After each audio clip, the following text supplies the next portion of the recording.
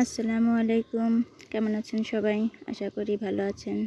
আলহামদুলিল্লাহ আমিও ভালো আছি। চলে আসলাম আপনাদের মাঝে নতুন একটি ব্লগ ভিডিও নিয়ে। আজকে কয়টা কর্মী খুঁজতে গিয়েছিলাম। একজন খোঁজ দিল আর কি, যে ওই পাশে আর কি কয়েকজন কাজ করবে, তারা আর কি আমার বাড়ি চিনতেছে না। তাই আমি যেহেতু চিনি তাদের, বা ওই পাশে আমি গিয়েছিলাম, আমার একটা ছাগল কিনেছিলাম, তো সেই ছাগলটা আর কি বর্গা দিয়ে আসা হয়েছিল। সেই সুবাদে আমি ওই পাশের গ্রামটা চিনি। তাই সব কিছু কাজ শেষ করে বিকালে ঘুরতে ঘুরতে গেলাম। আপনাদের মাঝে একটু শেয়ার করছি। এটা হচ্ছে ক্রুশ সেলাই। আশা করি সবাই পারেন, তবুও চেষ্টা করছি একটু দেখানোর জন্য আপনাদের মাঝে। জামাটা সেদিন ছাপিয়ে নিয়েছিলাম, কাজ করতে পারছি না, শরীরটা অনেক অসুস্থ ছিল। তারপরে কর্মীও আশেপাশে পাচ্ছি না, একটু আছে দূরে দূরে। আসলে গিয়ে কাজ দিয়ে আসা নিয়ে আসা আমার অনেক কষ্ট হয়ে যায়, যেহেতু বাড়িতে আমি একাই, বা আমি একাই কাজ করি, আমার সব কিছু একাই সামলাতে হয়। বাচ্চারা ছোট, এই জন্য আমার ছেলেও নেই যে আমি তাকে দিয়ে, বড় একটা ছেলেও থাকলে বা আশেপাশে লোকজন থাকলে তাদের দিয়ে কাজ করানো যায়। কাজ শেষ করে চলে এলাম দুপুরে রান্না করতে। দুপুরে মাছ রান্না করছি।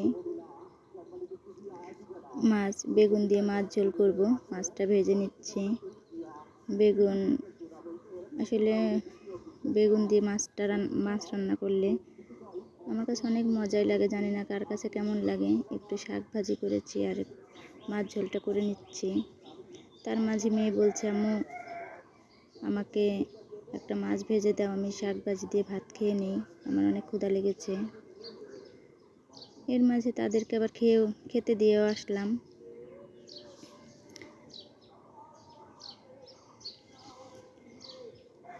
আর যদি আমার কাজকর্মগুলো আপনাদের ব্যবসায়িক কাজকর্ম এবং রান্নাবান্না আপনাদের কাছে যদি ভালো লেগে থাকে, একটা সাবস্ক্রাইব করে দিবেন, কমেন্ট করে দিবেন, বন্ধু হয়ে পাশেই থাকবেন।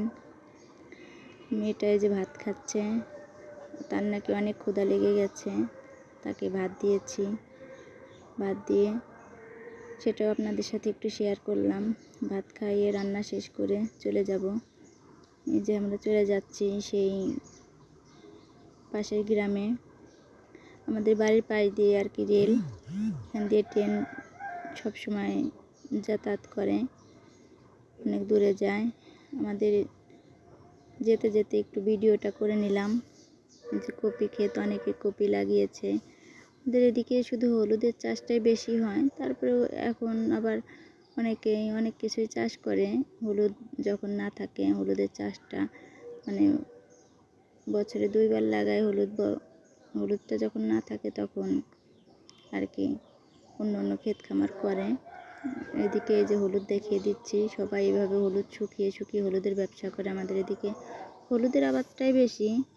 এখন দেখতে দেখতে চলে এলাম। এই যে আমাদের সেই ময়না পাখিটা, ময়না ছাগলটা, এটার আমার মেয়ে নাম রেখেছে ময়না, ছোট্ট ময়না। ময়নাটার বেবি হবে, সবাই দোয়া করবেন, ওর বাচ্চা হবে।